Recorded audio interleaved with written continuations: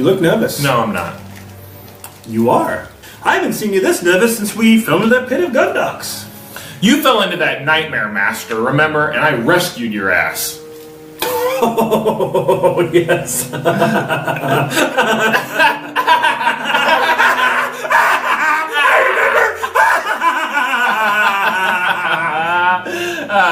Well, Padme's up there.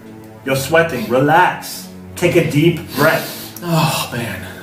It's been 10 years since I've seen her, Master, and I know those tits have come in. Now what?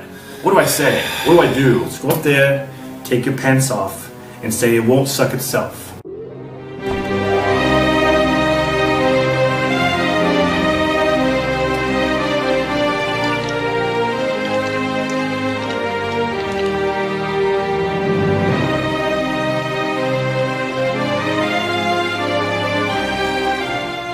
Welcome to my next review in the Star Wars movie series marathon. Hope you guys enjoyed that little skit that Dan and I did.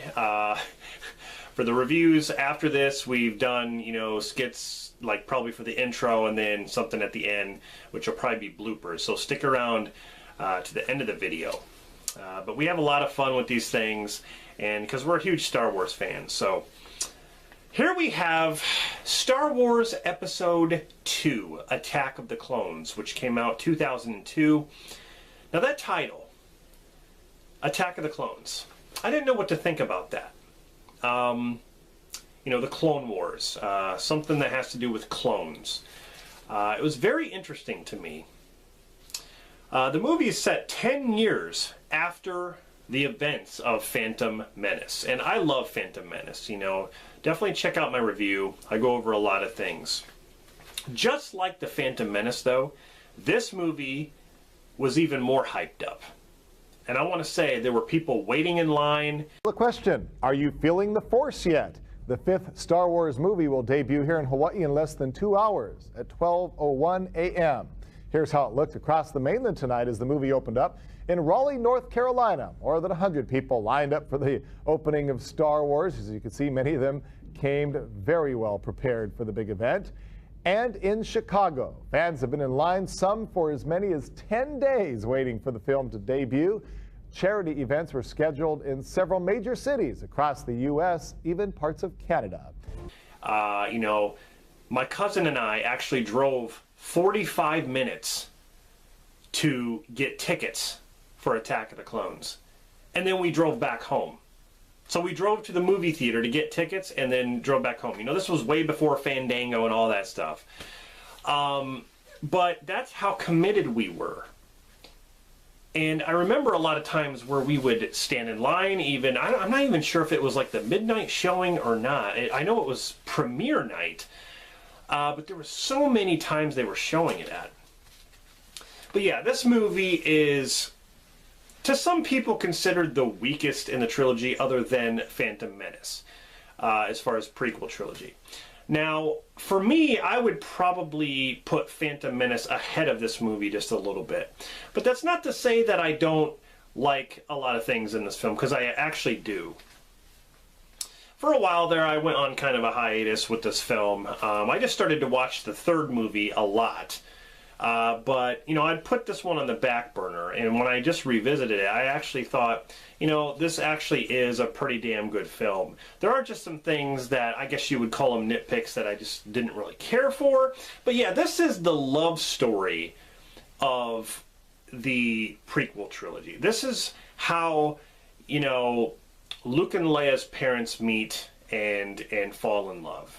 And that's interesting. You gotta have that. Luke and Leia wouldn't be born if they didn't get together somehow. So, once again, you have Ewan McGregor playing Obi-Wan Kenobi. And in this movie, he's a mentor. He promised Anakin in Phantom Menace that he would train him to be a Jedi. And he's living up to his word. And he looks different in this. He's kind of got longer hair and a beard. But he's very skillful. And he's awesome in this. You can't have, Obi-Wan Kenobi, it seems like, without Ian McGregor playing him. Because he definitely showed that he could in Phantom Menace. We have Natalie Portman returning as Padme, and she seems like she has a lot more to do in this film. And I think her lines are a little bit better than the first one, but that's not really saying much because all of this is just, you know, mushy stuff like the love story. It's just kind of like Romeo and Juliet type stuff, which is fine, but I just wasn't really interested in, you know, I'm just not really interested in her character that much. You have Hayden Christensen. Now, he plays the adult version of Anakin. And, you know, this is set 10 years after, so he's grown quite a bit. And he is a Padawan learner, of course. But Hayden Christensen, you know, he received a lot of flack for being in these Star Wars films. Even maybe more than Jake Lloyd, because, you know, Hayden, in my opinion, I think he's hit or miss. I think he has more good lines than he does bad. Yes, there are some moments where he falls flat. But again, I think that's the writing and the direction. Because one of my favorite movies with Hayden Christensen is called Awake. If you've never seen that movie with Jessica Alba, definitely check it out. That's a damn good film.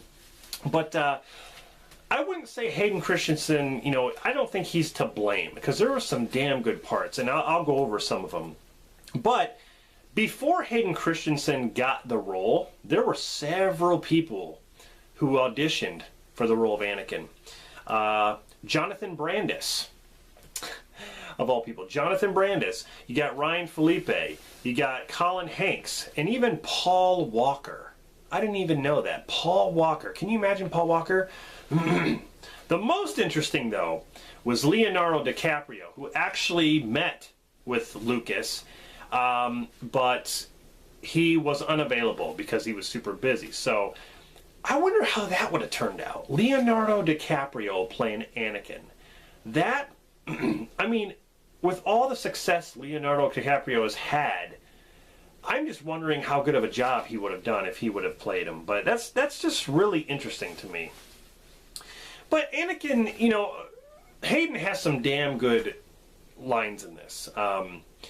And, you know, when he turns to the dark side a little bit and he shows compassion for his mother, you know, his mother is, you know, captured by the Tusken Raiders, and when he finds her, she's dying, and you can just see it in his face, his acting.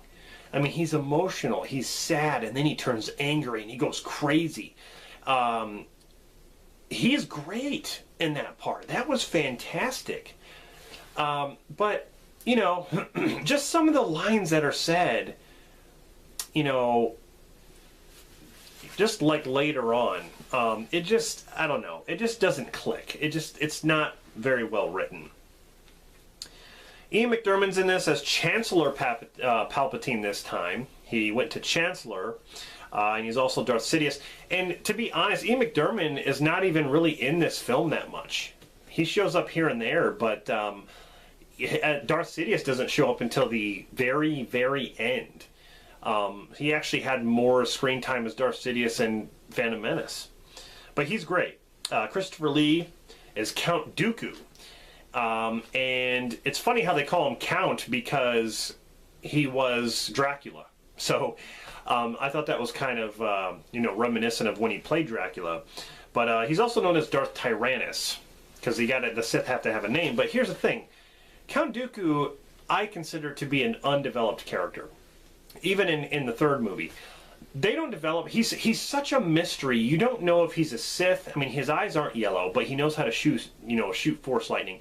It's almost like he studied the dark side, and he's very good at it. But he's not really a Sith, so to say, because he doesn't have all the features of a Sith. However, he does have a name, Darth Tyrannus. So he was awarded that name, you know, under Palpatine, of course. But yeah. Count Dooku trained Qui-Gon. Yoda trained Count Dooku, which is interesting. So he was a Jedi. He's considered a fallen Jedi. But he's an interesting character. I just like Darth Maul way better. And I don't know what is with you know, Count Dooku's curved penis lightsaber. That's what I like to call it, like the the bent cock lightsaber, I guess.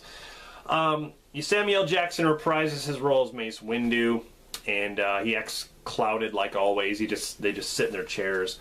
You got Tamira, what's his name? Tamira Morrison as Jango, and he plays the clones as well. Jango Fett was awesome. He was like my favorite part of Attack of the Clones. I actually think Boba Fett's a little overrated because if you think about it, Boba Fett didn't really do much. I know he did a lot and then like the expanded stuff, but you know, he didn't do much in the original trilogy. But Jango Fett did a lot. He did a lot, even when he was in his Slave One. You know, he was awesome. Jango Fett was great. That whole fight with Obi-Wan was fantastic. And then you know, Daniel Logan, who played Boba Fett, he's just a kid in this. Boba Fett's a kid.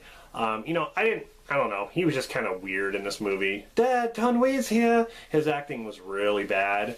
I think it was kind of unnecessary to have him. They act like Boba Fett was such a huge character. I mean, he was a fan favorite, but I still think he's overrated. He didn't do much, like I said. But, you know, that was fan service to put him in there. That's fine. Frank Oz as Yoda, of course, you know, he's CG in this movie. Anthony Daniels as C-3PO, and he is a droid on the Lars homestead. In this movie, you see Uncle Owen and Aunt Beru from New Hope, and they're very young. And Owen is played by Joel Edgerton, which is interesting. But you have a young Owen and Beru, and then I think Owen's father, Klieg, who actually married Shmi, who is Anakin's mother. That whole scene is interesting. Very, very interesting. But yeah, C-3PO works on that farm, the moisture farm. Kenny Baker is R2-D2, of course, great. Lena Walsman, who plays Zam Wessel, who's a bounty hunter and an assassin, which is pretty cool. I wish they would have done more with her. Silas Carson plays Newt Gunray, part of the Trade Federation from you know, Phantom Menace, and he also plays Kai Adi-Mundi, who is a Jedi master. He's on the console. He has the big cone head, like the tall head. So Silas Carson actually plays two people. Ahmed Best comes back as Jar Jar. Jar Jar doesn't have a big part, thank God. Like I said, I'm not really a Jar Jar hater. I'm just saying I just don't really care for the character. I think he's kind of annoying, but the thing is, like, it didn't bother me in this film. He showed up here and there, and that was it. That's fine. But then you got Jimmy Smits. Jimmy Smits plays Bail Organa, who is Leia's adopted father. And, you know, he is actually the senator of Alderaan. And Alderaan is the planet they blew up in New Hope. So there you go. That's another look back to New Hope there. But Jimmy Smits, he's awesome. He has a bigger part in the third movie. Rose Byrne, who plays the handmaiden of Padme. First it was Keira Knightley in Phantom Menace, and now we have Rose Byrne. But yeah, a great cast. I mean, fantastic cast, you know. And I think everyone did their jobs to the best of their ability. But the story is based around Padme, and she is being hunted down by these bounty hunters and assassins. People are trying to assassinate her. You know, Jango Fett is with Zam Wessel, and Zam Wessel's trying to assassinate her, and they're hired by someone else who we don't know. But the movie is basically, you know, she's being hunted down, and they send two Jedi to protect her, Obi-Wan and Anakin. Anakin's still in love with her. He thinks about her all the time. He's older. And so, you know, they run into some problems and some trouble, and the movie almost turns into like a Batman film. And it's like Obi-Wan turns into Batman, because it starts to be like a detective film. The council orders Anakin to escort Padme back to her home planet of Naboo. So we get to see Naboo again. And, you know, he's ordered to protect her, while Obi-Wan goes off on his own and tries to find out, you know, more about who's trying to kill her. You know, he finds this toxic dart, He has it examined by his buddy who works at this diner, and then he goes to this planet called Camino, which is amazing. It's the where the cloners live. It's like this water planet. It was fantastic, but the planet was erased from the archives. And again, it's a mystery. Who did it? Who erased the planet from the archives? Yoda says that only a Jedi could have erased those files, but who? And that is another kind of a, I mean, that is kind of a gripe there. I mean, I guess we kind of get a tidbit on who did it, but they don't really fully explain what's going on with this. They even mention Sifus Dyas, Master Sifus Dyas, who was killed, but again, they don't go into who really he was. I guess you have to read the backstory of him, but, you know, Obi-Wan goes to this cloning planet and meets these people who are making a clone army out of Jango Fett's DNA. Basically, they take Jango Fett's DNA and they make all these clone troopers. I thought that was kind of cool. And you know, Obi-Wan has a confrontation with Jango Fett because Jango was there trying to, you know, he was there with Zam Wesell trying to assassinate Padme, and he was hired by somebody named Darth Tyrannus. So again, Darth Tyrannus is Count Dooku. See how it all fits down? It's like down the grapevine.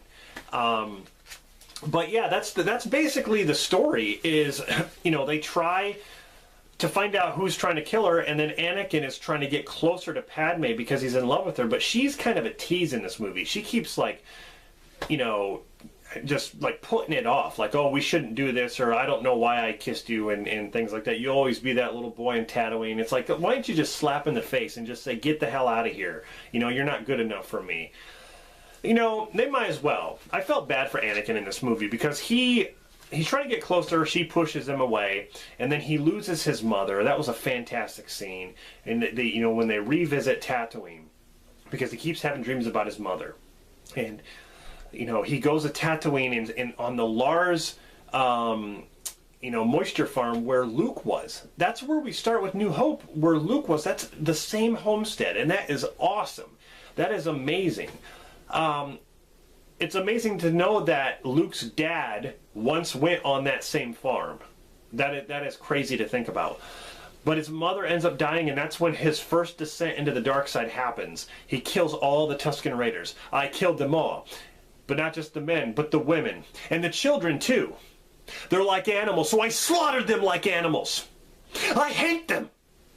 Da, da, da, da, da. Yeah, fantastic slide to the dark side. That was awesome. So many great scenes in this movie. And then you have the third act where the clone troopers come in on this planet where Count Dooku is, and you know, Obi-Wan and Anakin and Padme get into some trouble. They get captured in this arena, and they have like this gladiator arena thing happening.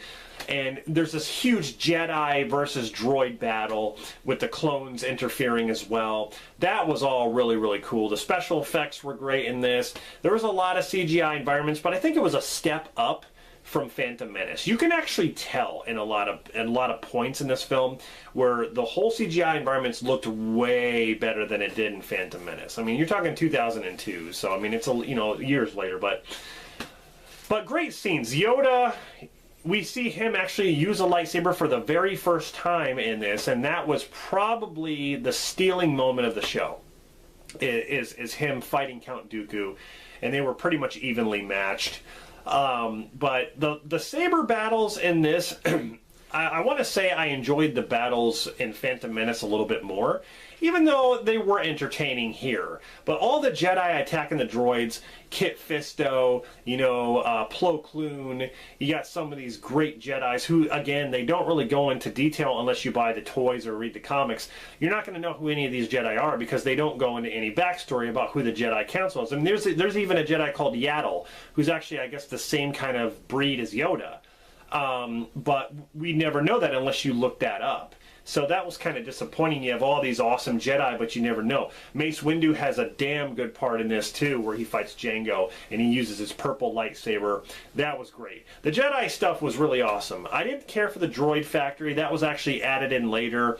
I thought the CG kind of looked bad on there, especially with C-3PO. That was kind of bad, but whatever. John Williams made another great theme called Across the Stars. Not as good as Duel of the Fates, but it was definitely a main theme. Had a budget of $115 million, and it made $649 million at the box office. Great film, man. I just love this movie overall. But I would say that I liked Phantom Menace a little bit more. There's something I don't agree with, though. Hayden Christensen actually won Worst Supporting Actor in the 2003 Stinkers Bad Movie Awards. That's a little uncalled for. I don't think he was that bad. Like, honestly. I think he has some poor lines in episode 3, to be honest. Episode 2, though, it really wasn't that bad. It really wasn't.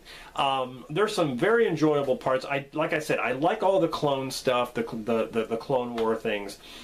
And, yeah, just overall, it's just a very entertaining film. Some of the love story stuff was very slow-paced. I guess in the second act, a lot of people complain about that. It's not a big deal, but they had to establish the characters getting together and falling in love. They had to establish that. In a way, it doesn't, kind of seem rushed at times, but either way, it had to happen. It had to happen. So it had to be believable. So, anyway, that's my review for Attack of the Clones. Hope you guys enjoyed it. Stay tuned for my next video, which is going to be Star Wars Episode 3, Revenge of the Sith.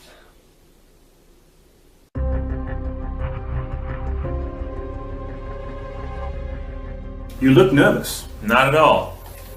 I haven't felt you this nervous since we fell into that nest of gunducks. You haven't felt me. You look nervous. Nope. The fuck? I sense it, stupid. You look nervous. No, I'm not. You look nervous. Not at all. I don't think I haven't seen you this nervous since we fell into that pit of gunducks. I'm hungry. Well, Padme's out there.